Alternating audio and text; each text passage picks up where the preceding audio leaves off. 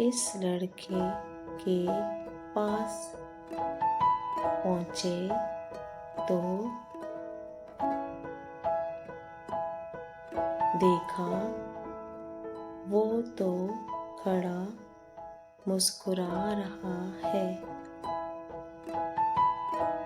लोगों ने उससे पूछा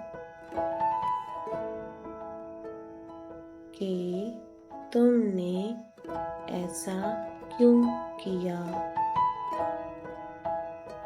यहाँ पर सवालिया निशान डालेंगे।